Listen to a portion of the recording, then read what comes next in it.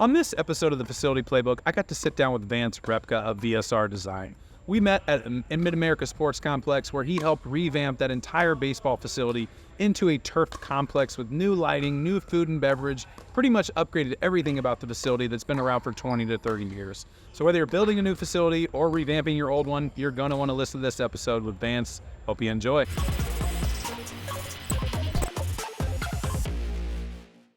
Do you own or manage a facility? Well, you are in the right place. Welcome to the Facility Playbook. I'm Luke Wade, founder and CEO of Facility Ally, and this podcast is about helping facility managers and owners learn from pioneers and veterans in the industry who have built and managed successful sports facilities, entertainment venues, and clubs. Did you know that most of those facilities use between 4 and 6 different softwares to manage their reservations, memberships, lessons, leagues, camps, clinics, and more? Revolutionize your facility with Facility Ally's all-in-one system. Learn more at facilityally.com. Today, we're actually talking a little bit deeper into facilities, not about management, not really about oversight, but more about the design, planning, and redesign. And today we're here with Vance Repka from VSR Design. It's so great to have you here today. Thanks for being with us. Well, thanks for having me. It's a pleasure. I listen to your podcast, so it's great to be on one. That's awesome. I appreciate that. Can you, before we jump in, tell us a little about your background and what led you into your VSR Design company? Okay, so I'm a landscape architect. I got my degree in 1984 from K-State. I'm originally from St. Louis, but went to K-State and have been working in Kansas City since really the first of 1985. Worked for a couple of the big sports firms, HNTB and then the Populous guys. And then I've been on my own for about 20 years and worked from essentially Major League Baseball and NFL football all the way down to small parks and rec and any other kind of sports facility design. That's awesome. You've been through a lot. You've done a lot. You've worked with some of the really big companies, also in Kansas City, which is my favorite. I love that you're here now. And yeah, I consider you a local. I always ask people, how long before I say I'm from Kansas City? Because I'm not from here either, but I've been here about 15, 20 years. Yes. So You're from Kansas City. I'm from Kansas City now. Well, can you talk about maybe some of the projects? You know, today we're here at, we're in Johnson County. Right. We're at the Mid-America Sports Complex. I actually met you at the Shields Complex with Mike LaPlante. So you've gotten around town a little bit. Can you tell us about some of the cool, unique projects that you worked on? Well, I started in the sports side in a big way in 1994, the strike year. And when I was at HNTB, we were tasked with converting Kauffman Stadium from the old artificial AstroTurf that was laid over asphalt into natural grass. And so my golf course design background led me into that project because of the understanding of how grass grows in sand. And so we converted that field in 94. From there, I went over to Populous. It was HOK Sport at the time, but it's Populous now. And worked with them on fields like that all over the country, actually all over the world. And so that's been great.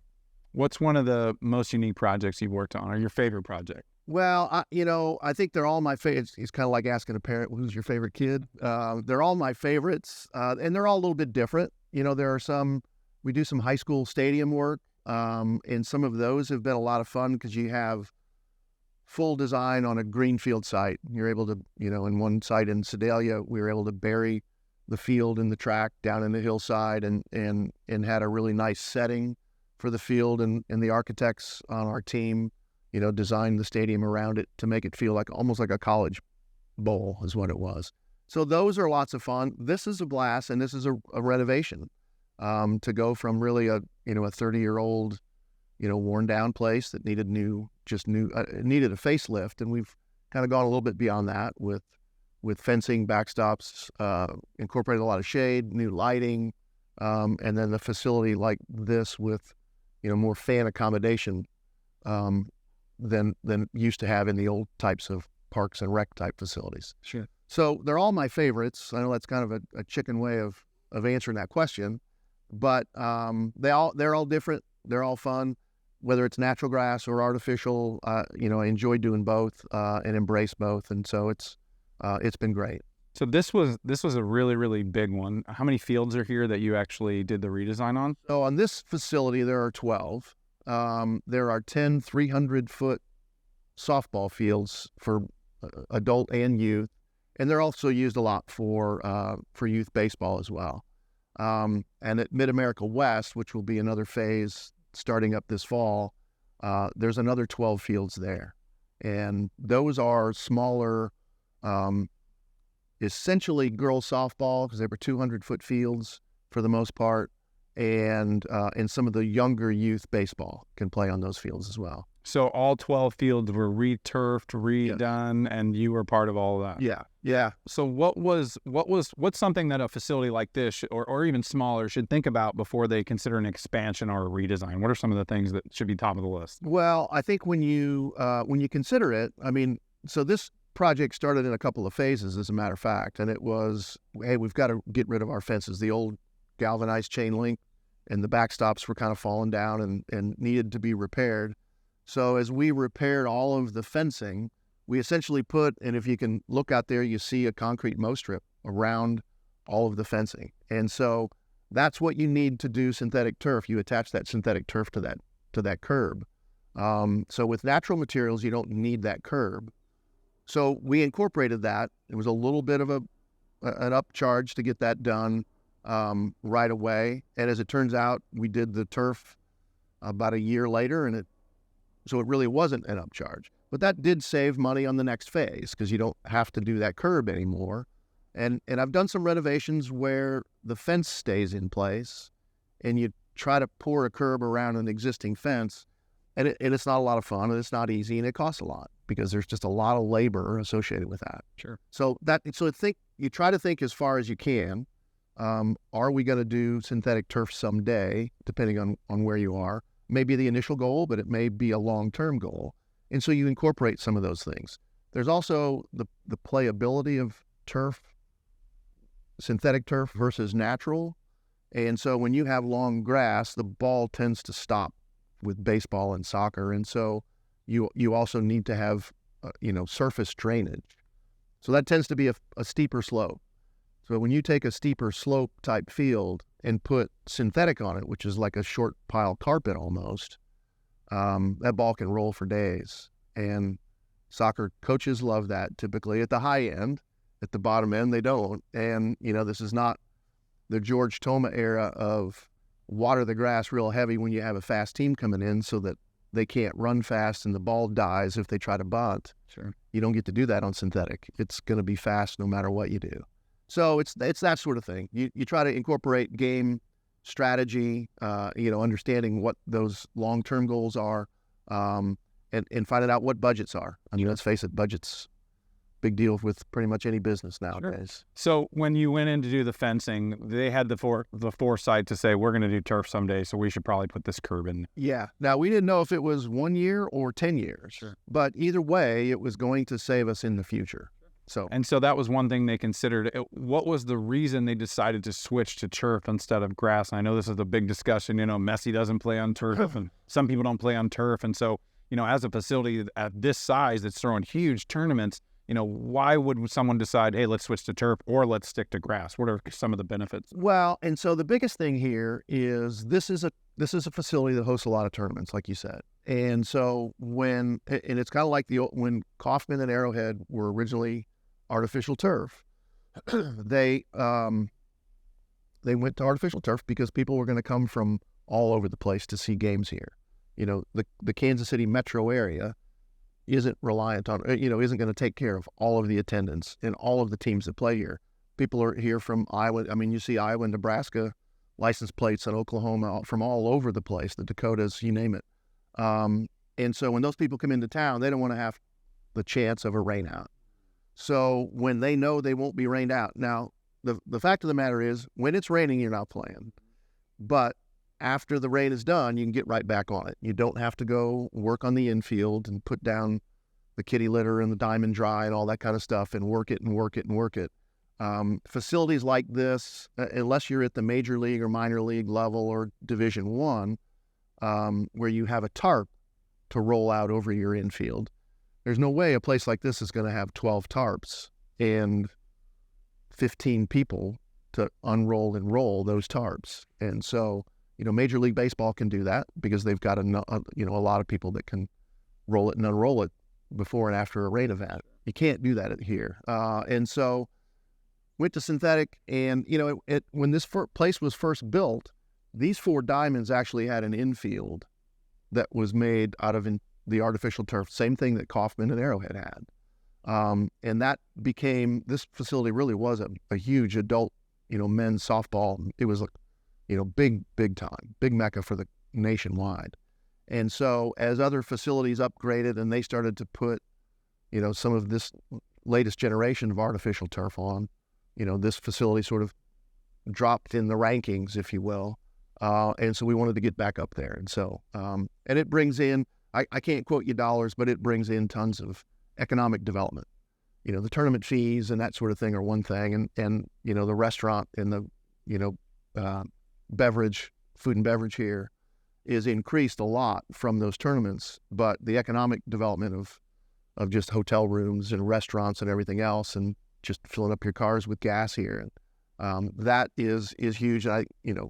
The city of Shawnee can probably give you numbers on what that means to them, but that's a big deal. Now back to the turf question: why doesn't Messi play on synthetic? It's a huge debate in the industry.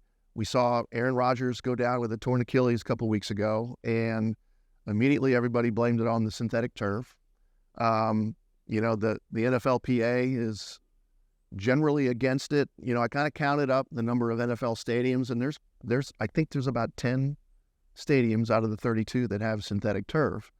Now, when you're in a dome, unless you have the $100 million roll in and roll out, and I make that budget number up, but like Las Vegas does and like Phoenix does, you're not going to retrofit a stadium to do that. You can do it with pans and things, and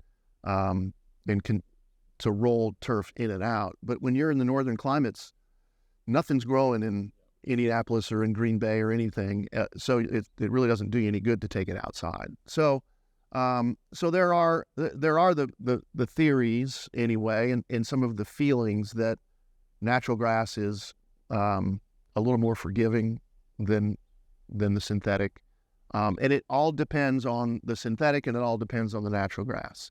When you're playing on the frozen tundra in Green Bay, and if that's frozen solid, it's not a very forgiving surface.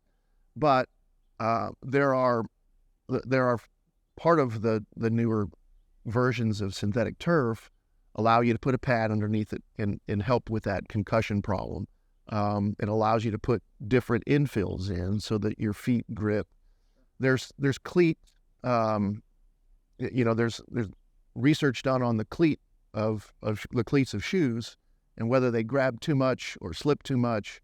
It's all become sort of science now, and it's way beyond my pay grade. Same, but that's part of the deal, and I think that FIFA and a bunch of the soccer folks, especially from Europe, don't want to play in synthetic turf. Kind of a preference, and I think for a facility like this, who's obviously not at a high level of FIFA or the NFL, they really, I think the main points that you said, it was like rain outs. Like, since it's mostly tournaments and traveling, that's horrible for the families, the people that are staying here, all that kind of stuff. So that's a big piece of it. And to your point was like maintenance, I feel like as well, right? There's no mowing, I feel like you save a lot of money on that side of things. So I think it's, in my opinion, it's preference, right? Like, right. It's really hard to prove whether somebody's getting injured more, the play's that different on turf versus grass. Unless there's studies out there, I'd love to see them. But I think it really comes down to preference. And for a facility like this, it's mostly youth or, low in a competitiveness. It's more about people want to play. They're not worried about the actual turf they're playing on. And so as long as it's not raining them out and they're able to play, then that's really what they care about. Right, exactly. Yeah, cool. So some of the other things we talked about a little bit earlier was, lighting. And so I know you mentioned you did the fencing first. You then went in with the turf. Was the lighting done at the same time? You mentioned, LED versus normal lighting. So we're going to get into another battle of what's right. better. Well, so the next project after we did all the fencing and the backstops, we did dugouts and we did seating and shade as part of that seating for all 24 fields. We came in to do really renovate this facility, and so there was a whole team of architects and engineers and different people, and playground designers and everything to renovate this. And part of it was the sports lighting. And the older sports lighting was not bad. It was still good technology, but it wasn't new technology. And the light levels had degraded a little bit, and so we've replaced everything with LED. So it does help with your operating costs. Obviously, it's nice that there's incredible cutoff. I won't dive into the details of that, but in the old days, that field, just the backlighting in the spill from those lights would light this whole area up at night. It's dark here. We have to have our own whole set of lights to put light on this, and so behind those poles, it's really dark, and so that creates its own issues as well, because we used to rely on that spill for concourse lighting and other things, and now it's no longer there. Yeah. So that's a negative in some degree. It is in some degree. Now, neighbors will love it because and in a facility like this where you have multiple fields all playing at the same time, the spill, the light that shines, kind of horizontally, that would be in your eyes. So if you're on a outfield here and you're looking at a pop fly from over there, those lights aren't going to blind you now with this new LED technology. It's so focused on the field that you don't have that glare. You don't lose the ball in lights from a different field. And that's also the positive for if we had neighbors here. We don't have any neighbors here, but there's a number of facilities that are built with neighbors, 100 feet away in houses. And so that's one of their biggest complaints. They can't really complain about it anymore. Now they just complain about noise and cheering. There's always some kids here. So then financially, it sounds like there's a lot of benefits. A couple negatives: you have to put more lighting in some scenarios because you're not getting that spillover. But financially, is it worth it in your opinion to go LED today? Even it may take several years to pay for it. Yeah, it'll take a long time. I mean, depending on how old your lights were that you're replacing, if they were only 5 or 10 years old, those were pretty efficient lights, and so the cost savings probably isn't going to pay for itself for 10, 15, maybe 20 years. But these new LED lights will last, I won't say forever, but a lot longer without having to be relamped. The other ones had, sort of big bulbs that would have to be relamped, every 1,000 hours of use or whatever their number was. I don't know exactly what it is, but they'd have to be relamped depending on how much you use. So like Shields, the Orland Park Soccer, they run their facilities so often or so much that they have to relamp much more often than a typical high school or even colleges do, or even a Parks and Rec kind of facility, because this place will shut down from November through March, virtually shut down, and they don't. I mean, they practice 12 months a year and they have those lights on all the time, and so they relamp all the time. And so that's why we're going through an RFP to relamp or to redo the lighting at Shields with Mike, all as we speak. So it depends on the facility, their planning, and how much they use it and all that. Right. Yeah, the more you use it, the more savings you get. Okay. Believe it or not, it's kind of a weird little, sort of play there. But the more you use it, the more it helps. And really, the other part is the quality of light and the uniformities. You have to see them side by side or go from one facility to the next, in the same night. And it's pretty remarkable how much better the light is. That's awesome. Well, so since we're talking about kind of like finances and, kind of cost savings and things like that, what are some of the things that facilities should think about when it comes to financial planning for a revamp or, building out something like this from the beginning? Like, what are some of the top things that, hey, when you're planning out your finances for your project, these are the things you need to consider? Yeah, every architect and engineer is going to come to you with initial costs of how to construct this and how to build it or how to demo something and take it out. The real issue that I think people forget about is while they are reducing the amount of water and fertilizer and other things that they're going to put on their lawn, and they don't have to mow anymore, they still have to do a little bit of maintenance. But in 10 years, you're going to have to replace that turf, and that's not cheap. And so it's always better. Mike over at Shields knows that, and he's been putting money away. The guys here with Johnson County, they know that, and so they are going to start to put money away, and so that in 10 years they can replace the turf. So that's like the big ticket item. Everything else is to try to, when we do new facilities, we try to design ballplexes like this so fields are close enough together so we can share light poles, and you don't have 6 or 8 per field. The ones that are in between, you can kind of share that pole and light from both directions. So there's things like that that have been the issue forever. A lot of times we know with soccer and lacrosse is becoming a much bigger sport now. But even if it's just soccer, you play a lot of small-sided games where they're not the full length. You don't really need the full length field. And so you got to be able to flip the fields 90 degrees and run smaller sides, up to a 3-on-3, and you may have like 12 or 16 fields for one field. So take that into consideration. The other part of that is when the younger your kid, the kids that are playing, the more people come to watch. So grandpas and grandmas come and watch those games. And it's like the T-ball, when you do a little T-ball field, you'll have more people for that field watching that game than you will for 2 high school baseball games, because not everybody's just going to travel, and it's Johnny or Susie's first game, and everybody wants to see it. So we talked about the turf and putting money away. That's always makes sense, right? Save for future maintenance. So maintenance, obviously, number one. Lighting, turf. Is there any others that you think are like big ticket items when you're designing or revamping a facility? No, I mean that's the biggest thing. I mean those are the big ones. I mean the parking. You always try to allow yourself to add parking. It's an old saying now in the real estate business, but you really hate to build your parking lot for the day after Thanksgiving. Now with all of the online buying and stuff, it's not as big a deal.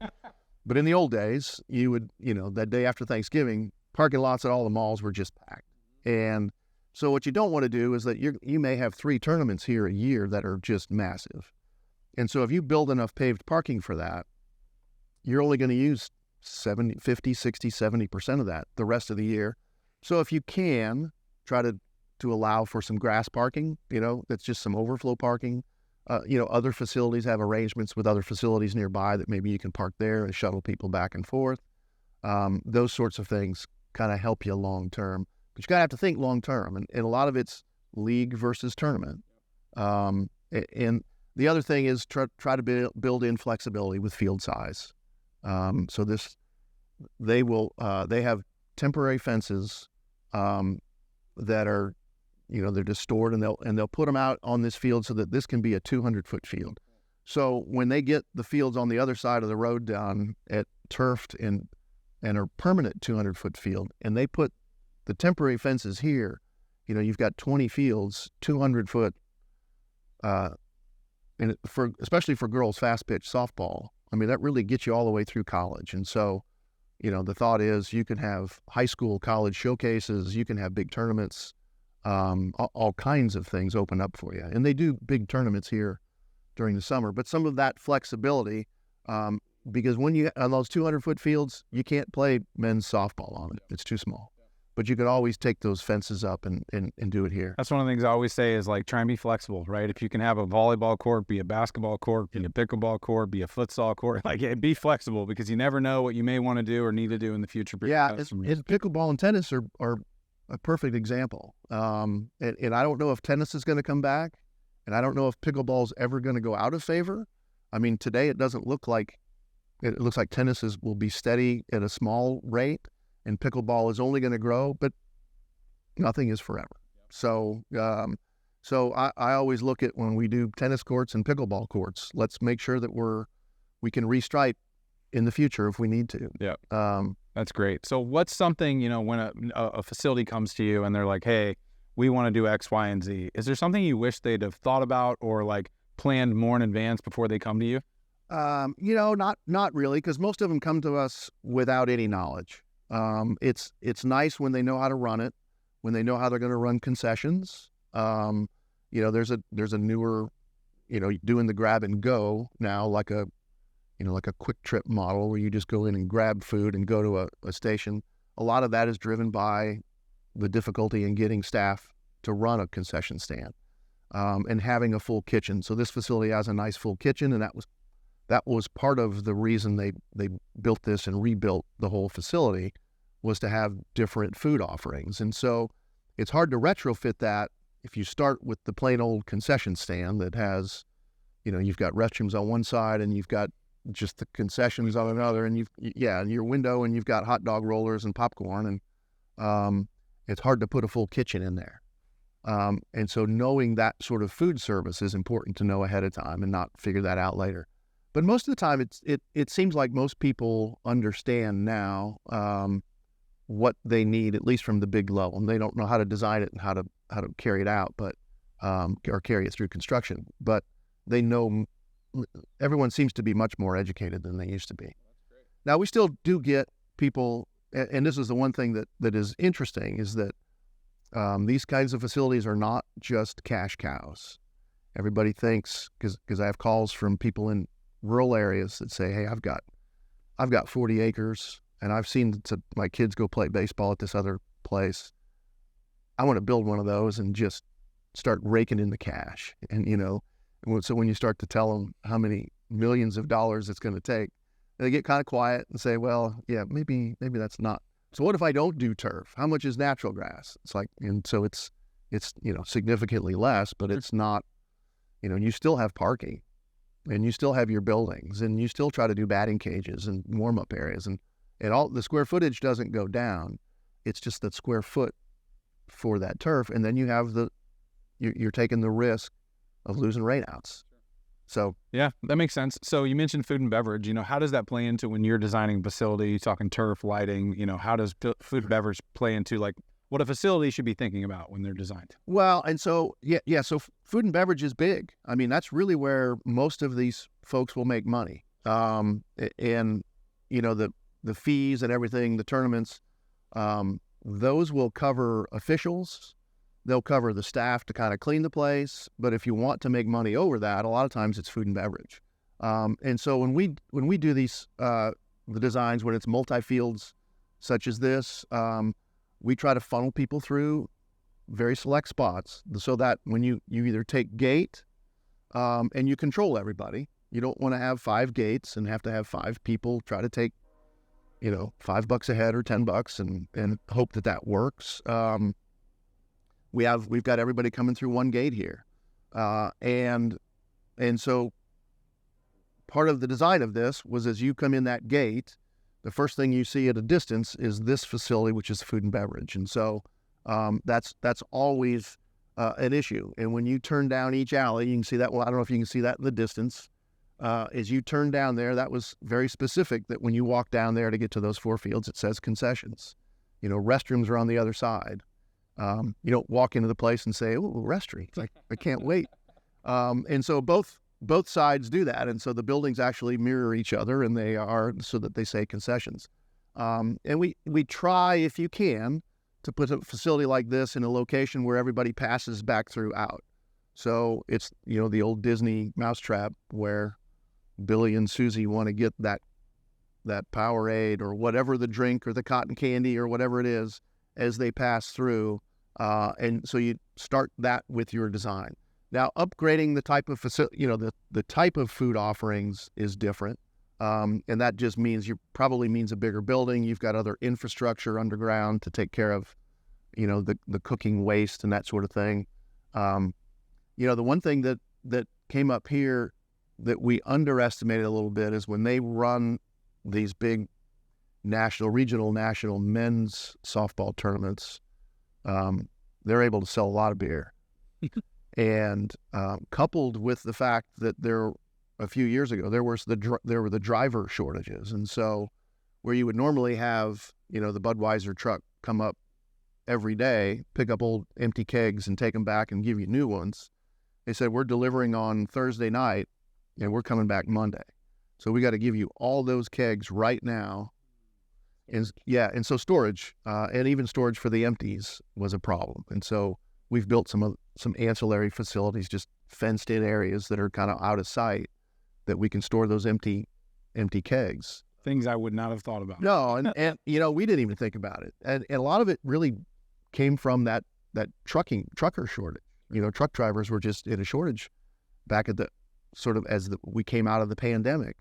I don't think it's as big an issue now, but sure. something to definitely think about. And so to kind of recap that is, since food and beverage is such a big piece and makes most of the money, putting it forefront right when they walk in, seeing it here, seeing it there, making it easy. And it seems like you said, hot dog rollers and popcorn. When I grew up, it was like grab the candy bar or whatever, right? Yep. But now it's a little bit more expanded. Like, we're here all day, give me something good to eat, give me some barbecue. And so taking it and making it a little bit nicer and offering better food. Right. Yeah. And so we've got smokers here. We've got allocations to have smokers here. And as you know, being from Kansas City, that smoke wafts throughout the whole area and it makes you more hungry. And it's awesome.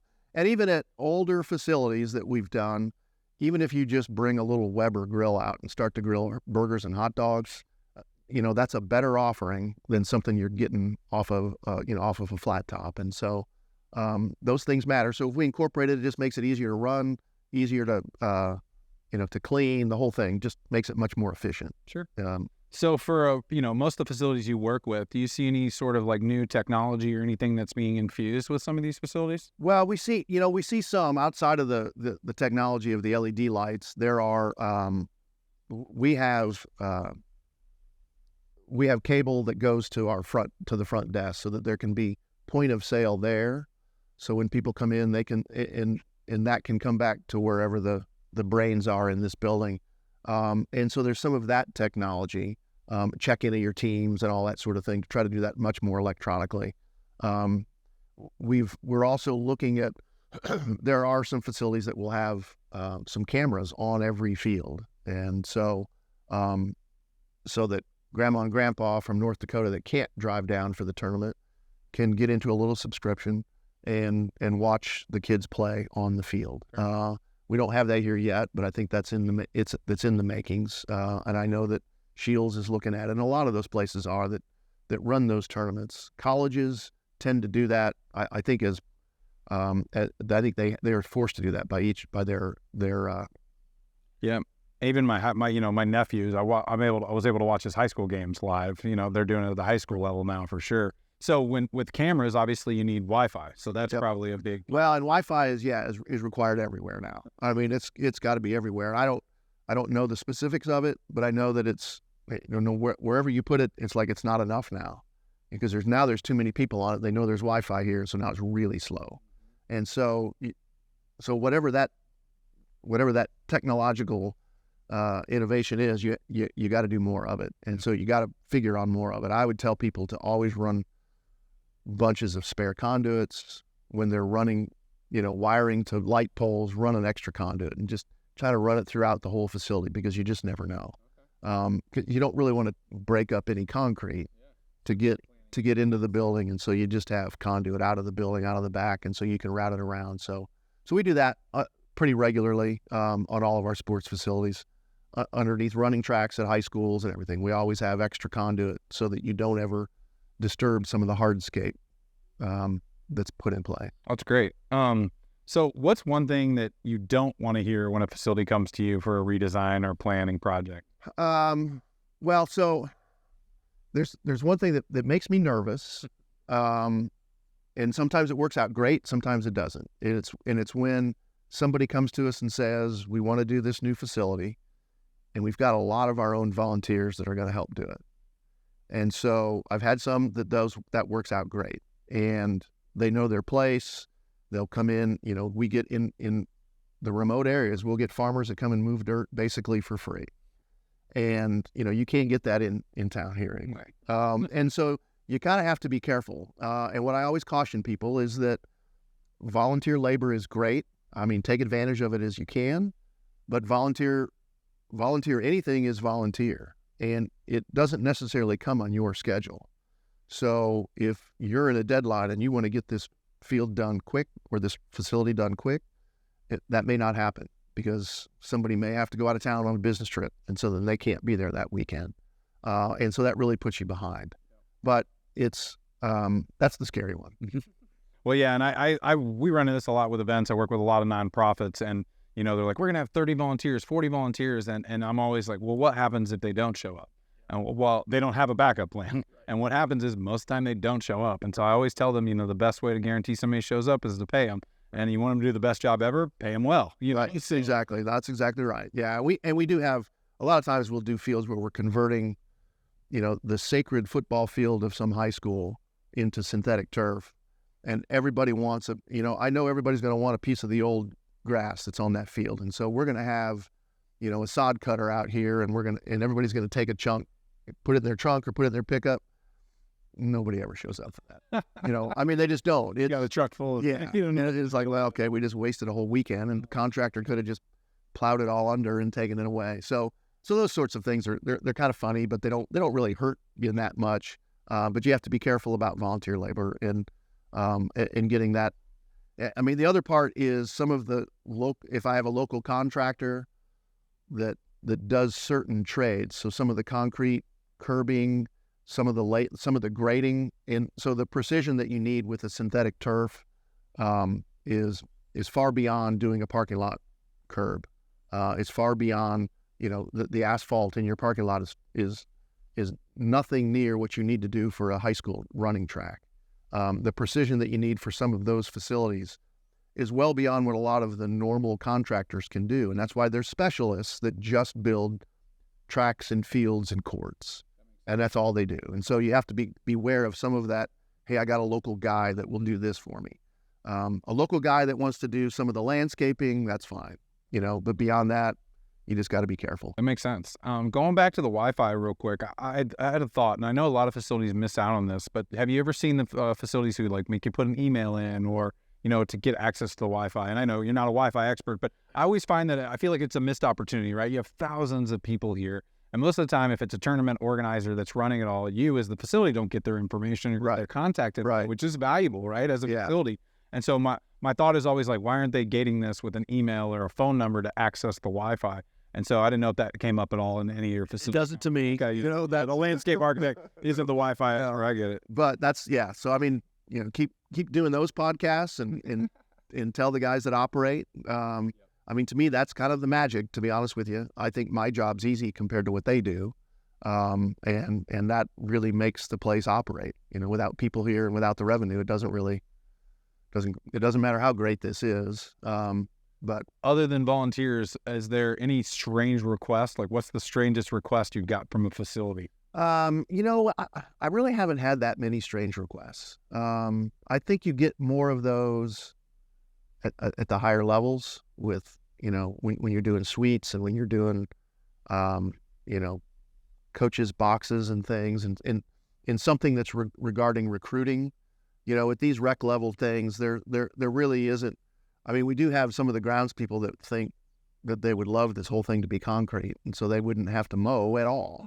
But as you can see, they do a great job here, and but it's maintenance, and everybody has pressure to keep your costs down, and that's one of the things. It's not a weird request, but it's I don't really have any weird requests. I wish I did. Well, that's not a bad thing at all. So, if you started all over today with facility design, obviously the world's changed a lot since 1985. Right. What would be one thing you do differently? I don't know if I would. I kind of look back and think I would have maybe taken a different path and kind of looked at things, but things have worked out pretty well for me, and so I don't know that I would change that as much. I think that the computer-aided technology of doing drawings and things kind of happened shortly after I came out into the world. We had none of that kind of stuff in school. And so we were, everybody from my age and older really is at a disadvantage when it comes to that sort of technology. I've embraced it, and I do a lot of that CAD work myself now. I wish I had gone a little bit further and knew a little bit more and did more 3D renderings. So the architecture firm that did all the vertical stuff here, they've got a guy that built the whole facility in 3D, and some of his original pictures, especially of this facility, there'd be a picture out there looking through here, and I look at those old renderings from 3 or 4 years ago and think, is that a picture or is that real? And it's gotten that good, and so that would be good, because what I do know is that facility owners, for the most part, have a difficult time reading blueprints and plans. And so stuff that we draw in 2D, I will draw a circle or a square or a field, and instantly in my mind, it's all in 3 dimensions. I mean, it looks like that. I can visualize the backstop and everything. Nobody else can do that. I mean, not nobody else, but the non-design professional doesn't see it that way. And so being able to show that in a 3D format, and it's getting better and better and faster and cheaper for us to do. It used to be you'd have to hire an artist to spend a week, trying to draw a helicopter shot. We didn't have drones then either, so those are new. But yeah, so that's probably all I would do. I mean, I wouldn't change a whole lot. I think your path from big firm to little firm is all just personal preference, whether you like it or not. I mean, there are times that I love being on my own. There's times I hate it. But and there was the same way with a big firm. There were times that I loved it and times that I hated it. And so I wouldn't change anything. I'd probably get into the technology a little bit sooner. I mean, especially when a technology first starts, you don't know if it's a fad or a real technology. And so we were not real sure, because at the time, the computer-aided drafting took a long time. It was not faster than hand drafting. And so most of the people were like, I'm out. That doesn't really seem to be very promising. Now it's nobody draws by hand, or hardly. So sure. So you've done baseball, soccer, tennis, pro level, pickleball, all the different things. So what does the next 3 years look like for you in BSR design? Well, it's, like I said, this phase, the next complex is over the next couple of years, 2 or 3 years, of the softball and baseball. And there are football conversions from natural grass to synthetic. That happens, all the time. And, in my sort of radius of where I'll work is, 4 or 5 hours, 6-hour drive radius kind of thing. Actually more than that probably, but that's what I see a lot of. I do see, I